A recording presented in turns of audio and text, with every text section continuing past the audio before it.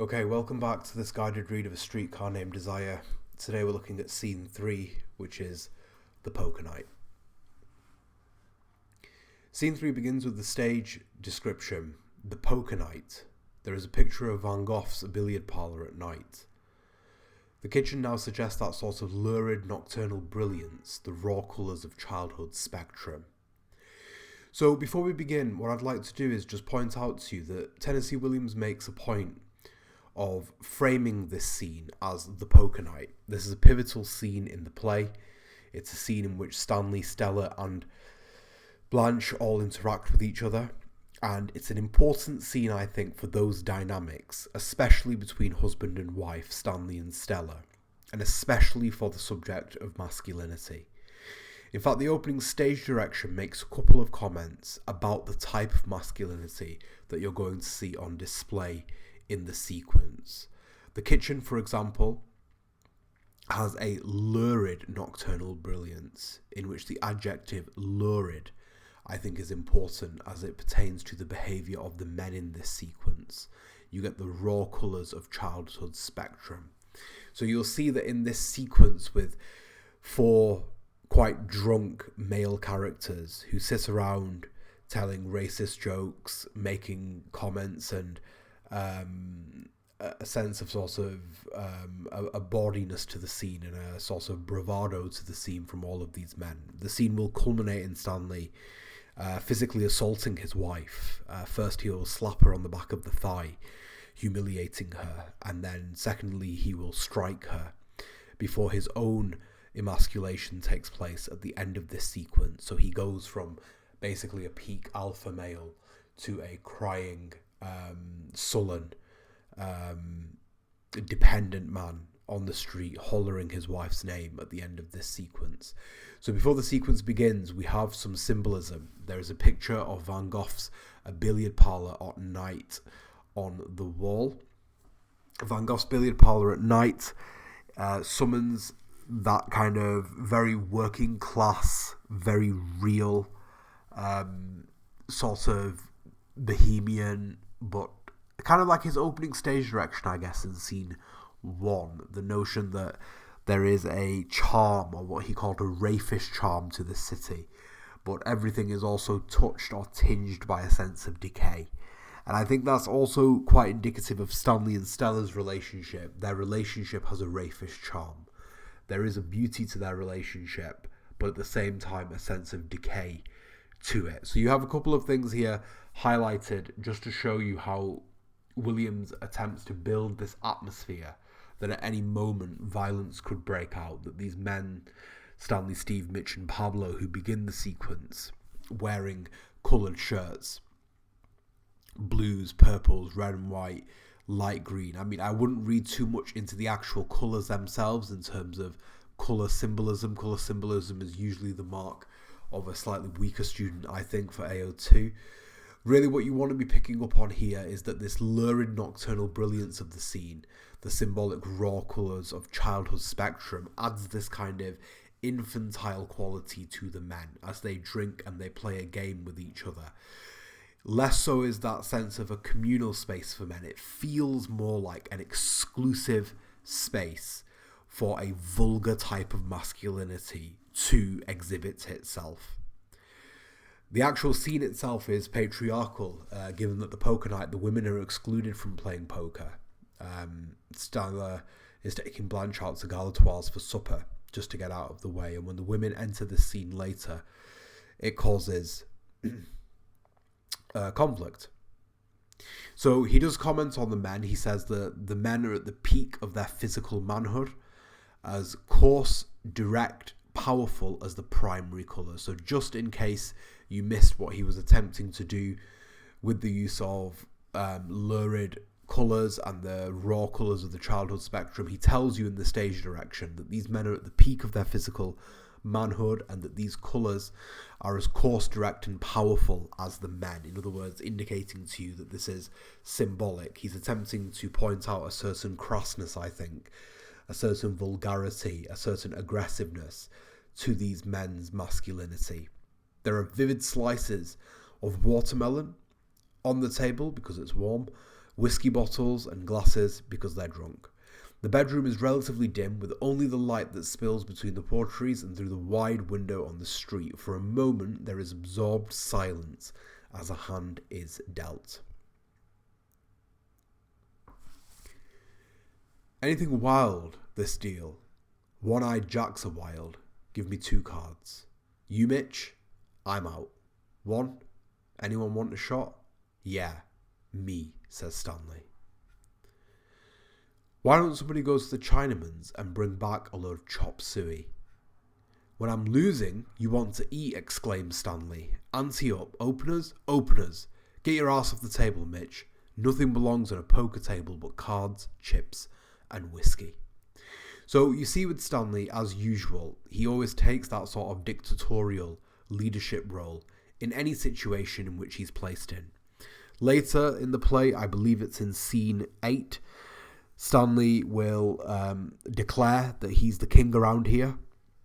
He will also talk about being the man of the house. When Mac calls him on the phone, he will say to Mac, I'm the team captain, ain't I? So he's always looking to be that leader in a group, and his language is often full of imperatives and demands, and he seems petulant. Petulant is a great word for Stanley. When I'm losing, you want to eat. Ante up. Get into shape. Openers? Openers. He demands. Get your arse off the table, Mitch. So even the way that he speaks to Mitch, this kind of bullying and expletive-laden type of speech which he has towards Mitch.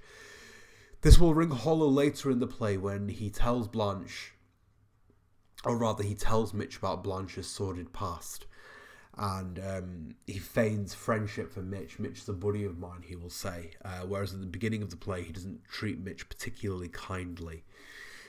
This machoism, nothing belongs on a poker table but cards, chips, whiskey.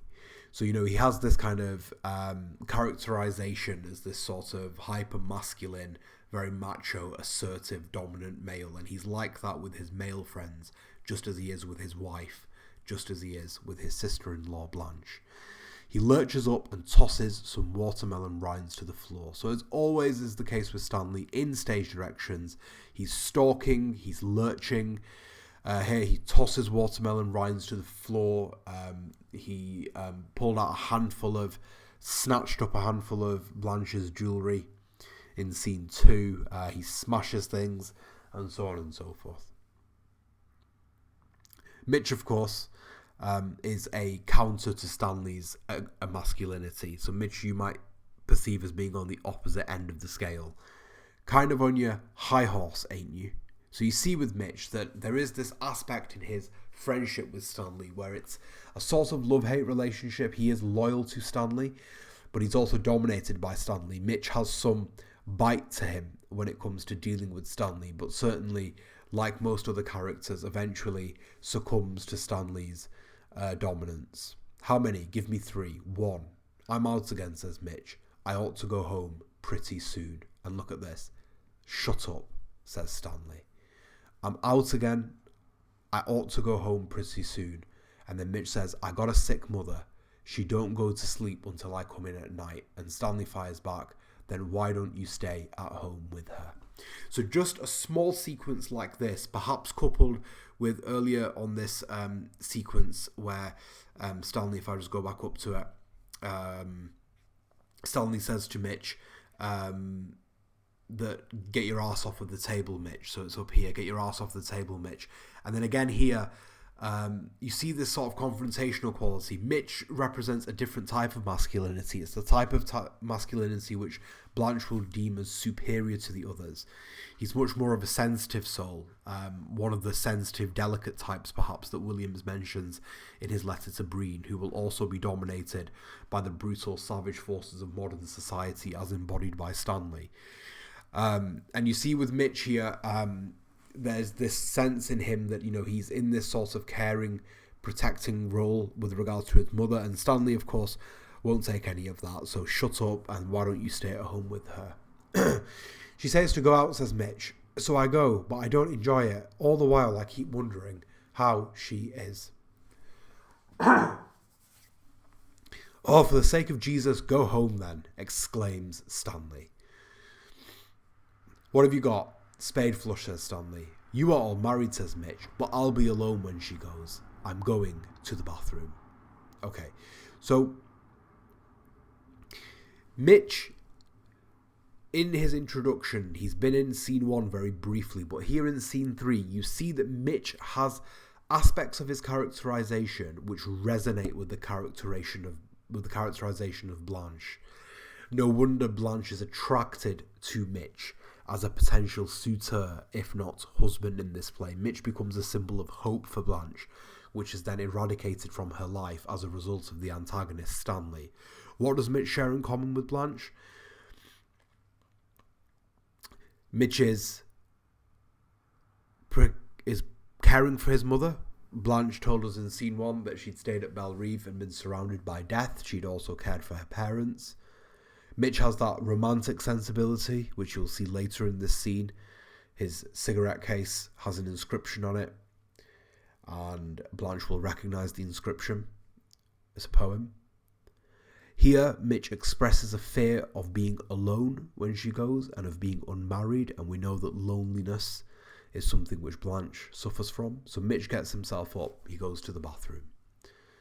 He crosses through the bedroom into the bathroom. 7 cards stud, says Steve, dealing a hand. And then he tells this joke. Now, I'm not going to read this joke. You can read it yourself. I'll just highlight it for you. It's basically a racially charged joke. And Steve tells this joke, and all you would need to do with this, I think, is you wouldn't necessarily analyze this joke, but you might want to pick up on the slight contradictory nature of the play. Steve, a white man, a native of New Orleans, here tells a sort of racially charged joke about a farmer with some chickens, imitates the voice of a presumably African American. And what this joke does is it sort of contradicts that notion that in New Orleans there is a so-called easy intermingling of races. I think one of the things that we've seen about this play is that there is an aspect of both sides to any equation. So New Orleans is a place which has an easy intermingling of races, but some of these archaic discriminatory ideas and values still persist in the fabric of this society. Steve and Pablo laugh. The sisters appear around the corner of the building. So what we have here is Stella and Blanche coming back from their evening supper, and they're going to walk into this environment. The men, you can see that there's a bit of testiness between Stanley and Mitch. Stanley has thrown the watermelon rinds on the floor in quite a careless way, partly because he's drunk. His tone is becoming aggressive. Steve is telling slightly racist jokes, or rather racist jokes, and Stanley and Stella and Blanche are going to be walking back in to this scene. The game is still going on, says Stella, and look at Blanche straight away, focused once more on her looks. How do I look? Lovely, Blanche, says Stella. I feel so hot and frazzled. Wait till I powder before you open the door. Do I look done in? In other words, do I look ugly? Do I look dishevelled? You can see, I think, with Stella here, lovely Blanche, she responds to Blanche. And Stella has already mentioned to Stanley in scene 2 to comment on Blanche's appearance. She calls it Blanche's little weakness, that she is vain and that she does need constant comfort and consolation when it comes to her looks. So Stella continues to do that. Blanche continues to exhibit this sort of preoccupation with her appearance. Do I look done in, says Blanche, and Stella replies with, why no, you are as fresh as a daisy. And you can see Blanche jokes with her sister, one that's been picked a few days. Stella opens the door and they enter. Well, well, well, I see you boys are still at it, says Stella. Where you been? Blanche and I took in a show. Blanche, this is Mr. Gonzalez and Mr. Hubble. Please don't get up, says Blanche. Nobody's going to get up, so don't be worried, says Stanley. So you see here with Stanley, when the two women enter the scene, already off of the bat, his tone is quite harsh. He's quite rude. When Stella asks him how much longer the game is going to continue, he just quite tersely and shortly answers with "till we get ready to quit." So you can see with Stanley's characterization in this sequence, it's different to the Stanley of scene 2 and the Stanley who enters the play at the end of scene 1. Much more aggressive, much more tonally confrontational. Meanwhile, you can see Stella tries to make every, what's the right word for it? Every provision that she can, or she attempts to make Blanche feel as comfortable and secure. So rather than introducing Pablo and Steve as Pablo and Steve, you see that she gives them the formal titles, Mr. Gonzalez and Mr. Hubble, to introduce them. And she's doing that to make Blanche feel more at home. She's kind of picking up on some of that, the discourse or the type of conversation that would have happened in the type of civil society that Blanche was once a part of. "Poker is so fascinating," says Blanche. "Could I kibitz?" Stanley again. "You could not. Why don't you women go up and sit with Eunice?" "Because it is nearly 2:30, says Stella. Blanche crosses into the bedroom. "Couldn't you call it quits after one more hand?" A chair scrapes. Stanley gives a loud whack of his hand on her thigh. Stella sharply. "That's not fun, Stanley." The men laugh and Stella goes in to the bedroom. So this is a minor moment of sort of physical aggressiveness from Stanley. It will culminate in a much more severe strike at the end of the scene. You have to remember at the end of this play as well, in scene 10, Stanley will sexually assault Blanche. So he has all of the characteristics of somebody, and they're building as the play progresses, that will use his physical power to assert his dominance. And here the stage direction of the chair scraping adds to the violence. It's a loud whack of his hand on her thigh. So there's a certain sort of sexual undertone to it. You know, he sort of feels as though Stella is his own belonging. But here you could argue, for example, that what he's doing, as Stella's reaction shows, sharply she chides him, "That's not fun, Stanley." Asserting his dominance over his wife, humiliating her as well in front of his male friends. Blanche has disappeared into the bedroom and Stella goes and joins her, and she expresses to Blanche, "It makes me so mad when he does that in front of people." And I just want to point this out for you as well. It makes her so mad when he does that in front of people. She tells her sister, the men are laughing, and Blanche, "I think I will bathe." "I think I will bathe," says Blanche. So you can see that with Blanche, she's not able to kind of confront the situation or deal with the situation, really. Her nerves are shot, so she's looking to get herself into the bath as soon as possible and not have this confrontation. But embedded in this sequence are the seeds of conflict between Stanley and Stella. It's giving you another side of their relationship.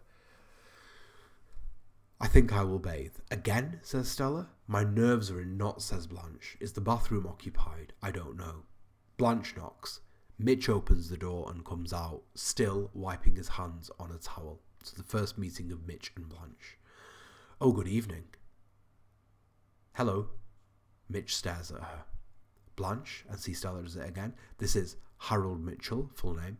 My sister, Blanche Dubois, full name." So quite a formal introduction. And you can see this is the thing which will attract Blanche to Mitch straight away. Even though he does it with awkward courtesy, it's still with courtesy. "How do you do, Miss Dubois?" he asks her. So I think this makes a tremendous impression on Blanche. Mitch seems to be more civilized, let's say, than the other men. Stanley is drunk. He's just whacked Stella on the back. He talks in a rude way. Nobody's getting up. He tells Blanche, "Don't you worry." Mitch seems much more conventional, and here he's very polite and very courteous to Blanche. And you will see that Stella straight away will start to ask Mitch about his mother. "How is your mother now, Mitch?" "About the same, thanks. She appreciates you sending that custard over. Excuse me, please." So you see Mitch in his language and the polite words that he uses, well-mannered and so forth. You can see that this is something that Blanche will sort of attach herself to. He crosses slowly back into the kitchen, glancing back at Blanche and coughing a little shyly. Okay. He realises he still has the towel in his hands and with an embarrassed laugh hands it to Stella. Blanche looks after him with a certain interest. So that's what I'm trying to say, is that this certain interest that Blanche looks to Mitch for, or with, it's this certain interest, it's everything that's happened before, it's his behaviour, his appearance as a man, and the types of words that he's using, his language. It means you could argue that it's perhaps a little bit shallow, but all the same, it's giving you that sense, I think, of attraction based on somebody's social etiquette and manners. And here's the famous quote from Blanche about Mitch: "That one seems superior to the others." Yes, he is, agrees Stella. I thought he had a sort of sensitive look. So this is one of the things which constitutes his sensitivity. His mother is sick, says Stella. Is he married? Asks Blanche. No. Is he a wolf? Asks Blanche. Why, Blanche, exclaims Stella. I think not enough students make a deal out of this. I think Blanche's sort of questions and probing about Mitch. She asks these quite simple questions and makes a couple of simple statements that Mitch seems superior to the others. Part of that superiority constitutes his sensitive looks. It's important to Blanche to ask if he's married, because that dictates his availability, let's say. And also this question of, is he a wolf? And what she means by a wolf is he a sort of, not predatory isn't the right word, but wolves are predators. So, and maybe you could argue something along those lines, but she's asking, is he the type of male that Stanley is? Is he a sort of promiscuous male? Is he the type of man that seeks sexual gratification constantly? It might also say something about Blanche's perception of men, that she has to ask the question if they are wolves or not. Are they predators? Blanche laughs. I don't think he would be, says Stella. What does he do? She's unbuttoning her blouse. He's on the precision bench, says Stella, in the spare parts department at the plant Stanley travels for. Is that something much, asks Blanche. Is that a big deal? No. And Stella says, Stanley's the only one of his crowd that's likely to get anywhere. So I'm going to keep this in green for Stella now. What makes you think Stanley will? Look at him, says Stella. I've looked at him, then you should know. I'm sorry, says Blanche, but I haven't noticed the stamp of genius even on Stanley's forehead. So Stella now is going to talk a little bit about why she believes that Stanley is the only one of his crowd that's likely to get anywhere. And when Blanche first asks Stella, well, why do you think that?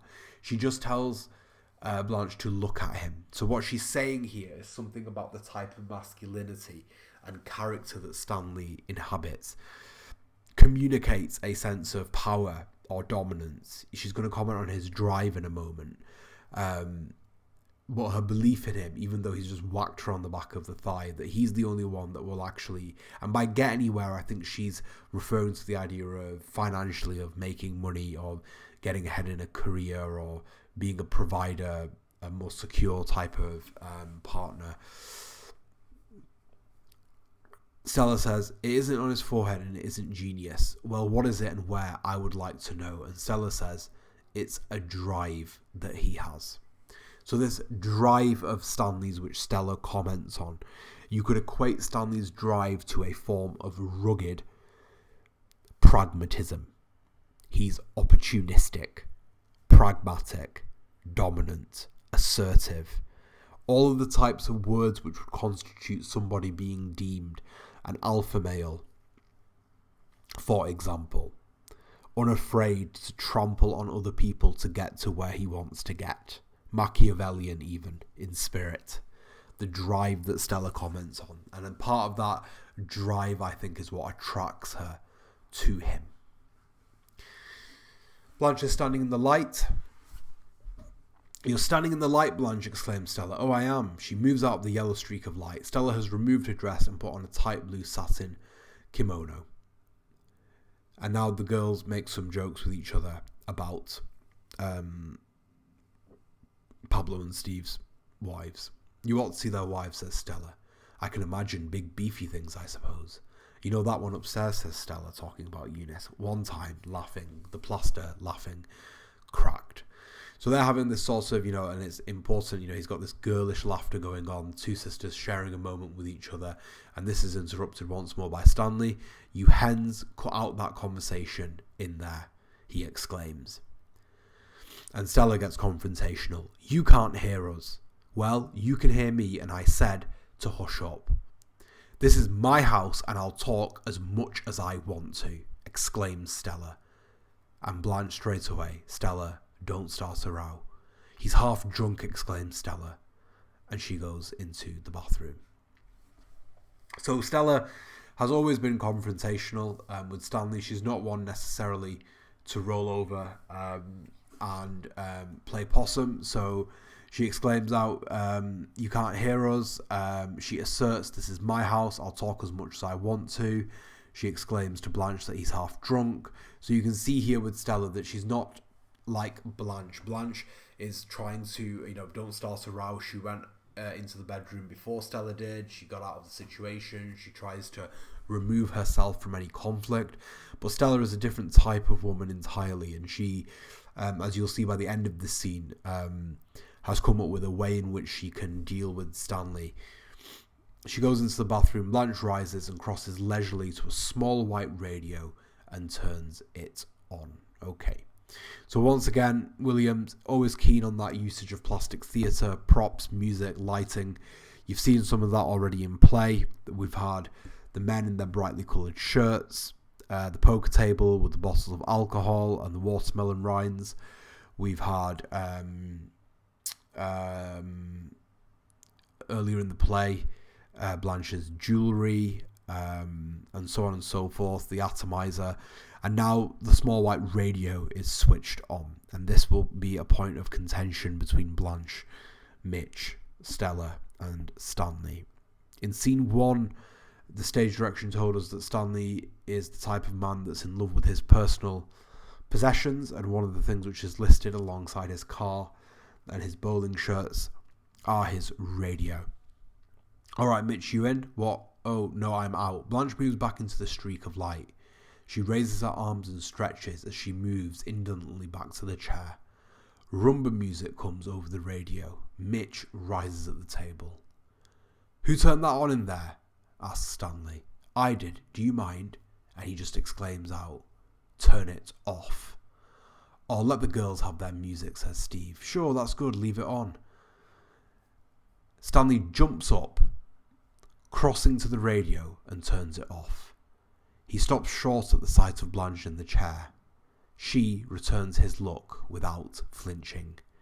Then he sits again at the poker table. Two of the men have started arguing hotly. So Stanley has jumped up, he's gone into the room, he's switched the radio off, and then he's stopped, and he has this really interesting silent exchange, a stare with Blanche, in which Blanche, without flinching, locks eyes with him and just stares back. This sort of confrontation between antagonist and protagonist. Blanche is aware, I think, much more aware than perhaps some people give her credit for the types of outcomes that her actions are going to have. I didn't hear you name it. Didn't I name it, Mitch? I wasn't listening. What were you doing then? And Stanley says he was looking through them drapes. And he's referring to Mitch, and Stanley, already in scene 3, has worked out, interpreted that Mitch has developed a very quick thing for Blanche, and this will be exploited towards the end of the play. So when we get to scene 8 and the revelation that Stanley has told Mitch after Mitch and Blanche's date about Blanche's sordid past, Mitch won't come to her birthday dinner, and then in scene 9 Mitch himself will adopt some of Stanley's worst characteristic traits and come on to Blanche quite strongly and attempt to treat her in a completely different way than what got him deemed superior to the others in this scene. He was looking through them drapes, and again Stanley jumps up and he jerks roughly at the curtains and closes them. Now deal the hand over again and let's play cards or quit. Some people get ants when they win.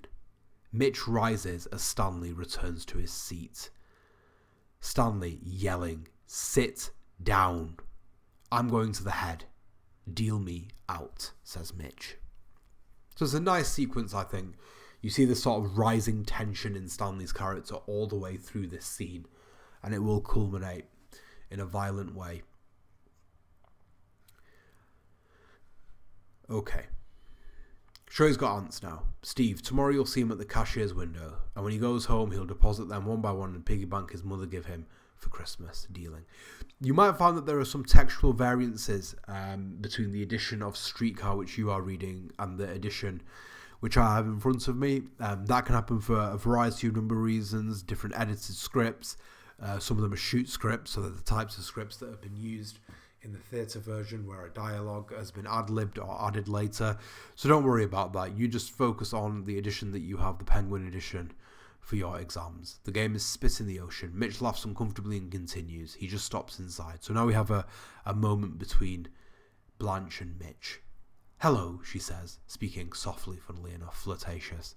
"The little boy's room is busy right now because Stella's in there." "We've been drinking beer," says Mitch. "I hate beer," says Blanche. "It's a hot weather drink." "Oh, I don't think so. It always makes me warmer." "Have you got any cigs?" She has slipped on the dark red satin wrapper. So she's put this dark red satin robe on, and she wants Mitch to stay with her, so she asks him for a cigarette. They're going to share this moment together. She's speaking to him softly, this flirtatiousness in her. She's quickly seized upon him as a possible viable romantic option. "Sure, what kind are they? Luckies? Oh, good. What a pretty case," she says. "Silver? Yes. Read the inscription." So we get the symbolism here in Mitch's cigarette case. "Oh, is there an inscription? I can't make it out." He strikes a match and moves closer. "Oh, reading with feigned difficulty. And if God choose, I shall but love thee better after death. Why, that's from my favourite sonnet by Mrs. Browning. You know it." "Certainly I do." "There's a story connected with that inscription," says Mitch. "It sounds like a romance. A pretty sad one," says Mitch. "Oh, the girl's dead now." "Oh, she knew she was dying when she gave me this. A very strange girl, very sweet, very." So again, a lot of sympathies, a lot of similarities between Blanche and Mitch. Blanche has experienced the death of a loved one, her husband Alan Gray, at a young age. They were married when he was 16. He died shortly thereafter. Mitch has a cigarette case, which he carries with him to this day, which belonged to a girl who also died. It has a poetic inscription on it, this romantic sensibility that the two of them share. And Blanche, as an English teacher, recognises it as a sonnet by Elizabeth Browning.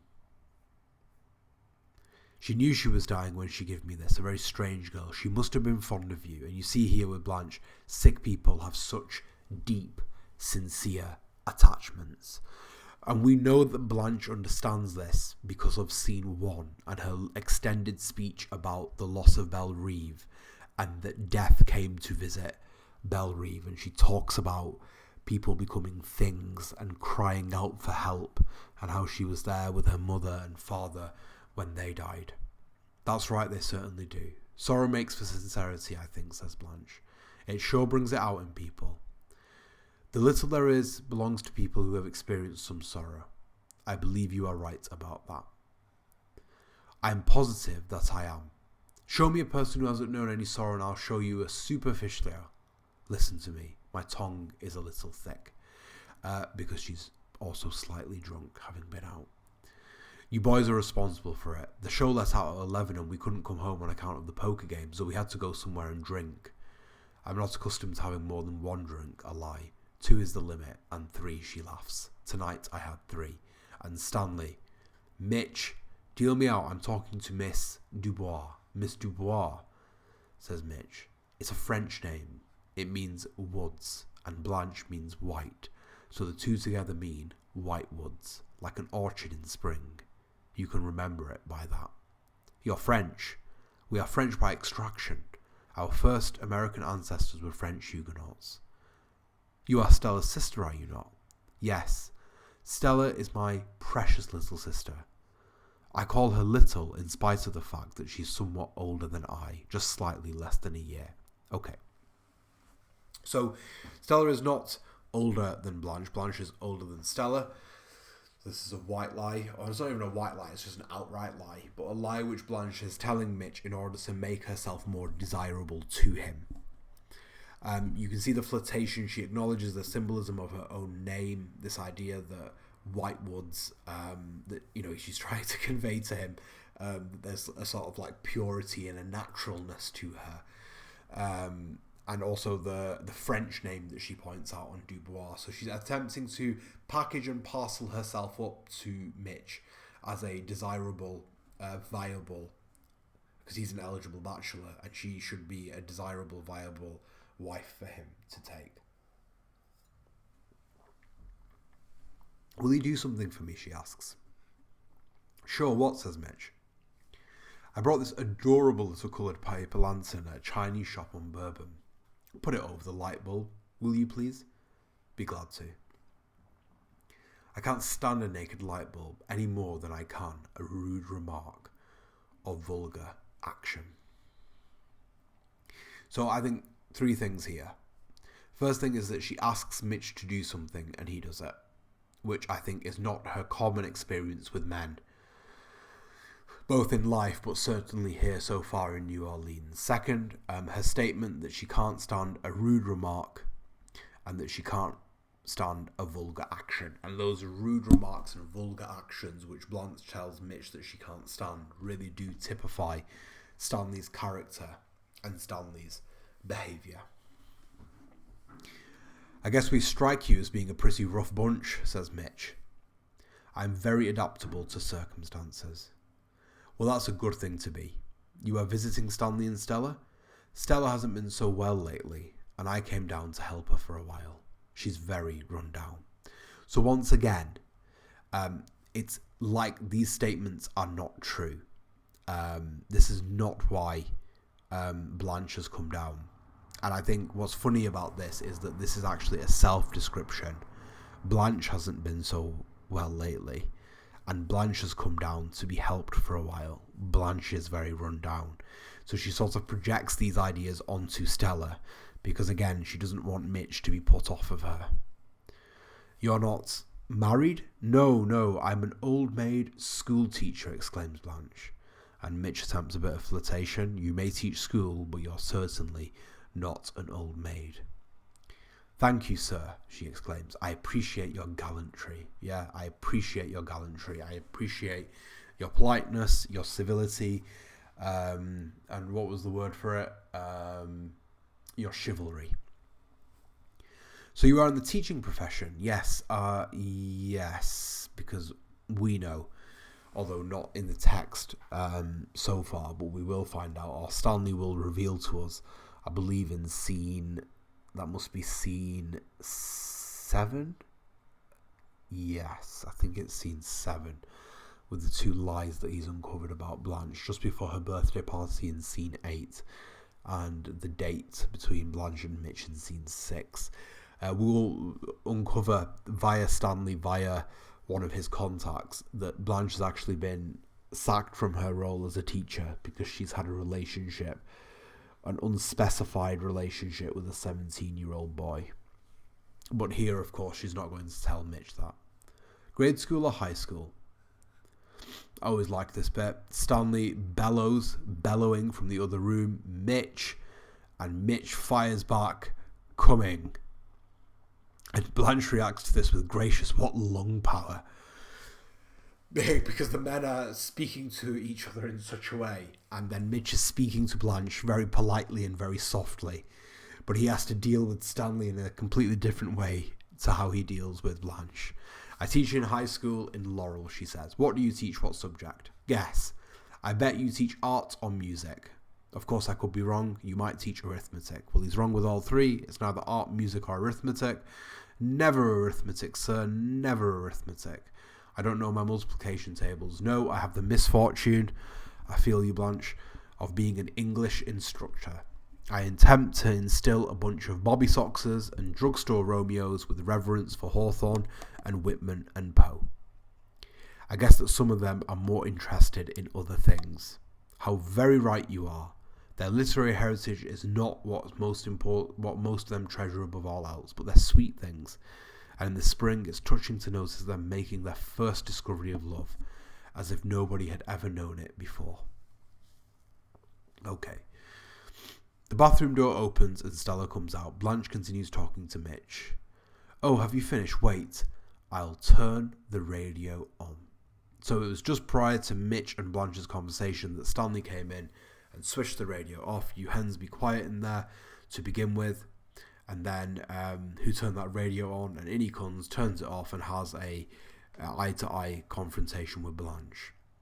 She turns the knobs on the radio and it begins to play Vine Vine Nerd Allein. Blanche waltzes to the music with romantic gestures. Mitch is delighted and moves in awkward imitation like a dancing bear. It's a nice little stage direction, because one of the things that you have to remember is that Blanche attempts to flirt with all of the men that she interacts with in this play, more or less, from the young collector to Stanley with the atomizer, straight through to Mitch. So she starts to dance in these romantic gestures to the music. She waltzes, and Mitch, delighted but awkward, moves in imitation like a dancing bear. And that dancing bear simile is a nice one, because it also gives you a sense of Mitch's size and scale. You know, he's a much bigger man than Stanley, for example.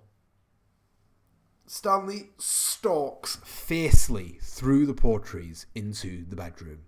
He crosses to the small white radio, snatches it off the table. With a shouted oath, he tosses the instrument out the window. And Stella is the first thing to react to this. Drunk, animal thing, you, she exclaims. And she rushes through to the poker table. All of you, please go home. If you have any one spark of decency in you. Blanche, wildly. Stella, watch out, he's. Stanley charges after Stella. You lay your hands on me, and she backs out of sight. He advances and disappears. There is a sound of a blow. Stella cries out. Blanche screams and runs into the kitchen. The men rush forward, and there is grappling and cursing. Something is overturned with a crash. Okay. So this is the peak of the sort of physical violence in the scene, though of course not in the play. I think something is amplified by the fact that this happens off stage. So noticeably she backs out of sight, so she'll go off stage, and rather than seeing Stanley strike Stella, we hear Stanley strike Stella, which in some way, by depriving us of the visual sight, I think amplifies the sense of violence. It's also amplified by Blanche's wild reaction to this entire sequence. Blanche is screaming and runs into the kitchen. She's wildly exclaiming.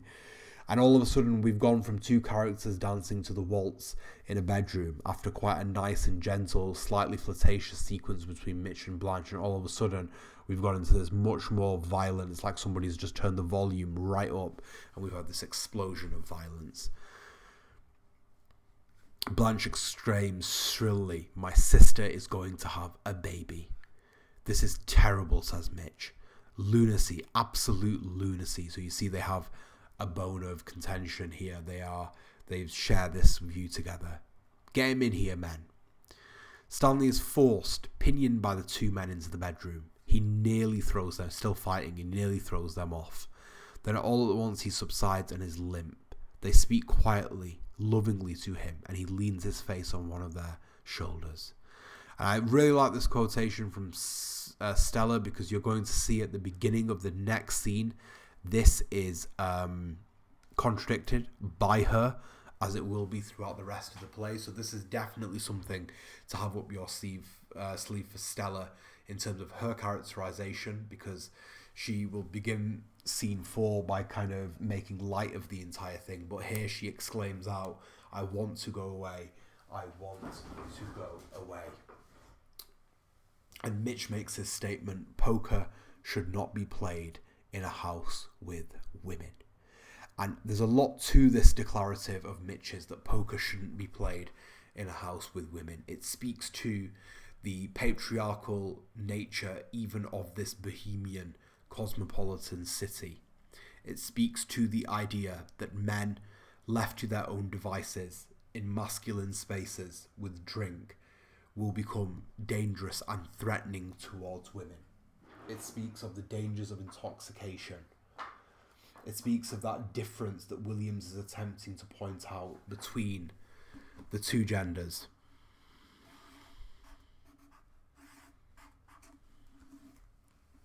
Blanche rushes into the bedroom. I want my sister's clothes. We'll go to that woman's upstairs. Where is the clothes? I've got them. Stella, Stella, precious, dear, dear little sister, don't be afraid. So, you can see with Blanche that she does genuinely have concern for Stella and does very quickly adopt a maternal role here. I'll just, show you that, Blanche is grabbing her clothes. She's rushing to Stella. I want my sister's clothes. She's making demands. She's rushing into the bedroom. Anything to get away from Stanley, but also to protect her pregnant sister. What's the matter, says Stanley, coming around. What's happened? You just blew your top, Stan. He's okay now. Sure, my boy's okay, says Steve, making light of it. Put him on the bed and get a wet towel. I think coffee would do him a world of good now. I want water. Put him under the shower, says Mitch. The men talk quietly as they lead him to the bathroom. And again with Stanley, still drunk, still not out of it. Let go of me, you sons of bitches. Sounds of blows are heard. The water goes on full tilt. So now he's fighting with his friends. Let go of me, you sons of bitches. It's masculinity that just cannot be controlled or put in a box. And they get out of here. Mitch again repeats sadly but firmly. I think it's a truth that Mitch believes, but maybe not one that Mitch wants to. He doesn't necessarily want it to be true, but poker should not be played in a house with women. And again here, sadly but firmly, Mitch exclaims out that poker should not be played in a house with women. And I think again he is speaking to that unfair, unequal nature of the world. Men and women cannot coexist together in certain spaces and at certain times. Okay. And that brings us now to the final sequence of scene 3, probably the most famous sequence from all of A Streetcar Named Desire. Stanley comes round, he's in the shower, the dust has settled, the door closes and the place is still. Entertainers play Paper Doll, Slow and Blue. Again, it's a reminder to you of the fact that you are in New Orleans, that this is this modern world. After a moment, Stanley comes out of the bathroom, dripping water and still in his clinging wet polka dot drawers.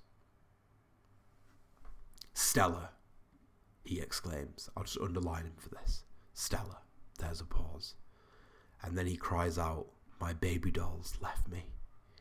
And he breaks into sobs. Picks up the phone and dials, still shuddering with sobs. So you see, even if this was all you commented on, but you can see a certain emasculation of Stanley at the end of scene 3. When he comes round and he starts to, a bit of sobriety seeps into his character, you can see with Stanley that he is dependent on Stella for emotional stability and comfort. You can see in his reaction that his baby doll has left him and his sobbing, this emotionalism, that there is this sort of yearning that he has for Stella and that Stella is an important part of his life. In fact, he does love Stella. He's dependent on her, weak without her. Stella, my baby doll's left me. Eunice on the phone now. I want my baby.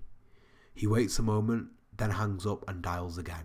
Eunice, I'll keep on ringing until I talk with my baby. An indistinguishable shrill voice is heard, so you might have in your play some dialogue between them. He hurls the phone to the floor. Dissonant brass piano sounds as the rooms dim out to darkness and the outer walls appear in the nightlight. The blue piano, again a reminder of the setting, plays. Finally, Stanley stumbles, half-dressed, to the porch and down the wooden steps. He throws back his head like a baying hound and bellows his wife's name. Stella. Stella. And you'll see here, you'll have this in your edition, stylized in a slightly different way. Just animalistic, right? Even in the stage direction, compared to a baying hound throwing his head back and just viscerally, rawly, with raw emotional power, bellowing out his wife's name, desperate for her attention, overwhelmingly dependent on her, despite his sort of braggadocious masculinity, which asserts him often in this play as the king of the house. You can see here that he certainly doesn't act as though he is entirely self-sufficient and self-dependent. You know, he's not an independent type of person, Stanley. He's enabled, you could argue, to be the type of masculine, hyper-masculine character that he is by his wife, who plays that very important role for him. Stella calls down, "Quit that howling and go back to bed. I want my baby down here. Stella, Stella, she ain't coming down, so you quit, or I'll get the law on you." Stella, you can't beat on a woman and then call her back. She won't come. And her going to have a baby, you stinker, you whelp of a Polak, you. I hope they do haul you in and turn the fire hose on you. Same as the last time, she exclaims. And that is an important detail given to us by Eunice. I hope they haul you in and turn the fire hose on you, the police. Same as the last time. So what that is indicating to you is that this is repeat behaviour which has happened between Stanley and Stella. Eunice, I want my girl to come down with me. Ha! She slams the door. And then famously, with heaven-splitting violence, it's important stage directions for Stanley here. You know, he goes from being humble. So if you just look at the stage directions for Stanley in this sequence, let's go from, we'll go from the top. Stella pauses, then sobs, goes to the phone, dials, and sobs. Waits, hangs up, dials again, hurls the phone to the floor, comes outside, stumbling, then exclaims out, "Stella." We get Stanley being humble, and then with heaven-splitting violence, he yells out Stella's name, to which she appears, Stella. So I'll just highlight all of it because all of this is important, and I'll just talk about it very briefly before we end. The low-tone clarinet moans. The door upstairs opens again. Stella slips down the rickety stairs in her robe. Her eyes are glistening with tears, and her hair loose about her throat and shoulders. They stare at each other. Then they come together with low, animal moans. He falls to his knees on the steps, presses his face to her pregnant belly, curving a little, it says, noticeably, with maternity. Her eyes go blind with tenderness as she catches him and raises him level with her. He snatches the screen door open, lifts her off her feet, bears her into the dark flat.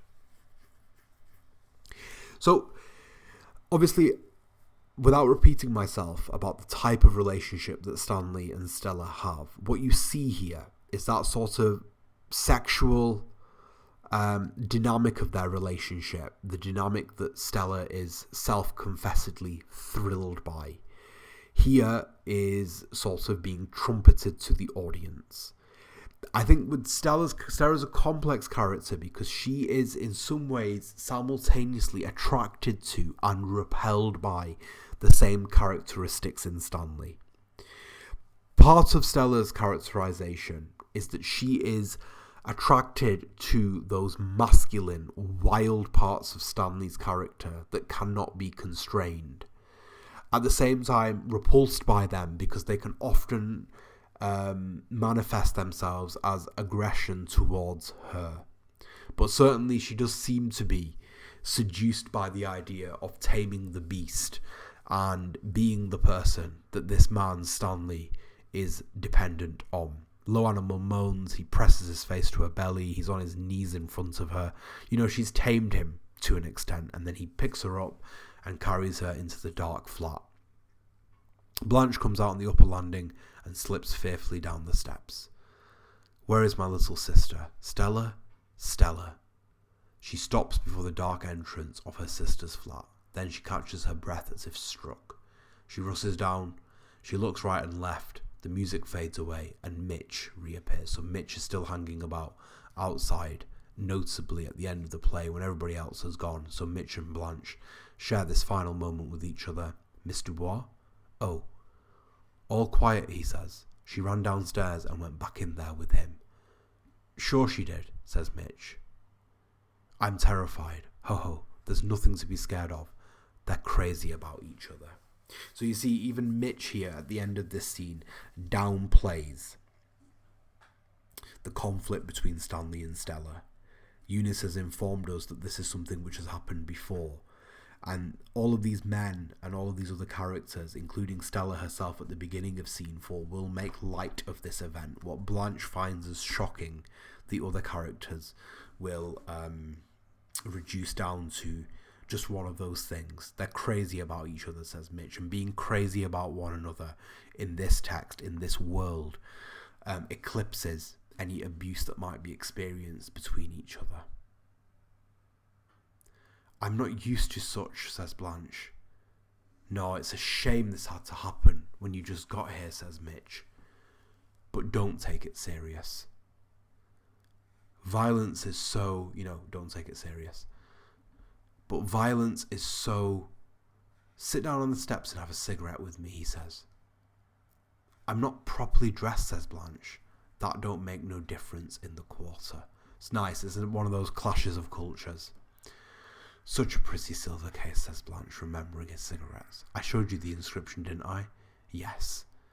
And finally, Blanche's final words of a play are always important.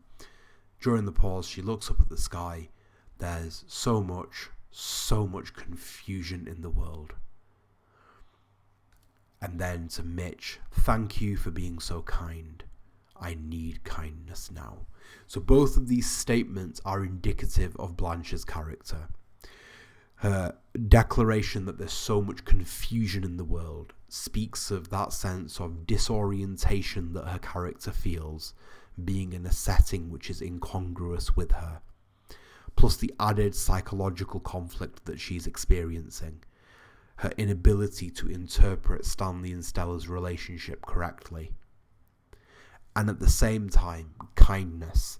You'll see later in the play, Blanche will say that she has always been dependent on the kindness of strangers, and what she has responded to with Mitch in scene 3 is his kindness, especially in comparison to Stanley's cruelty, which as the play progresses will manifest itself quite sadistically. And that's scene 3, the poker night of A Streetcar Named Desire.